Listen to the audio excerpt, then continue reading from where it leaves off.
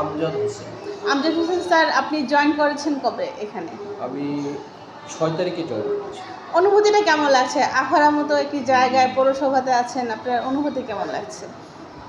যেহেতু আমার নিজের জেলা ব্রাহ্মণবাড়িয়া নবীনগরে, তো ওই হিসেবে নিজের এলাকাতে জয়েন করতে পেরে আমি আনন্দিত।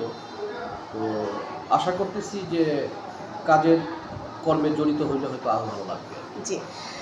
আপনি প্রত্যেকটা মানুষের একটা ড্রিম থাকে। তো যেহেতু আপনি এখানে বসেছেন, নিশ্চয়ই আপনার কিছু ড্রিম আছে। তো ওই আখাউড়ার পৌরসভাকে নিয়ে আপনার ড্রিমটা কি?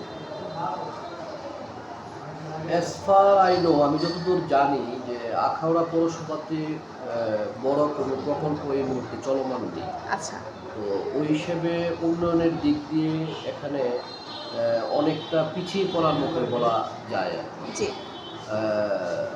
আমি যেহেতু আসছি নতুন, আমি এখানে যারা আমাদের জনপ্রতিনিধি আছে, মাননীয় সংসদ সদস্য আছে, নেতৃবৃন্দ আছে, তাদের সহযোগিতায় যদি আমরা কোনো প্রকল্পে অন্তর্ভুক্ত হতে পারি, জি। তাইলে আখাউড়ার উন্নয়ন করা হয়তো সম্ভব হবে বলে আমি বিশ্বাস করি। আর ডিজিটাল ব্যবস্থা, আমরা জানি যে সব কিছু ডিজিটালাইজড হয়েছে। সেই ব্যাপারে একটু বলবেন যে আখাউড়া পৌরসভাটা কতটুকু ডিজিটাল আপনি দেখতে পাচ্ছেন?